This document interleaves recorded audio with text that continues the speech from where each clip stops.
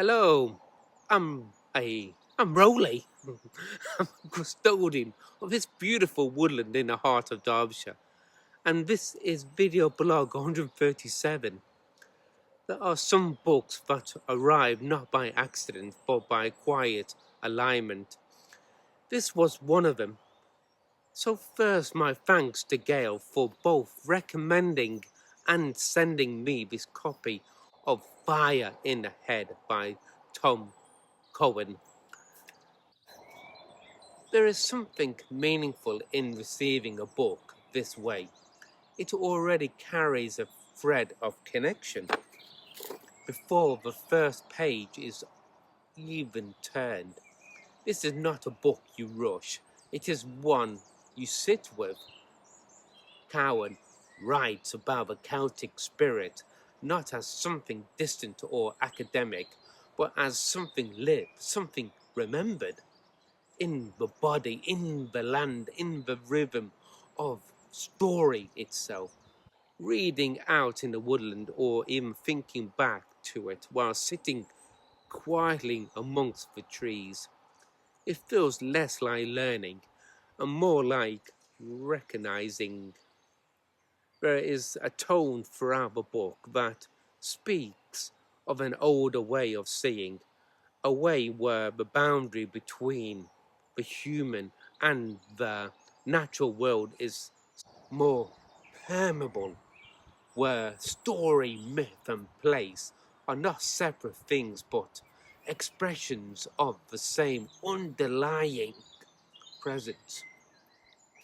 What I found particularly is the idea that inspiration, what the Celtics called imbas, is not something we manufacture. It is something that comes through us, often in the stillness, often when we are attentive enough to receive it. That sits very closely to what I'm experiencing here in the woodland. Those moments when nothing is being forced, yet something arrives. The book does not try to overwhelm.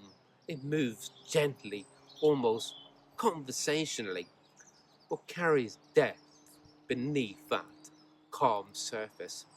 There are references to myth, to poetry, to tradition, but always with a sense that these are living currents, not relics.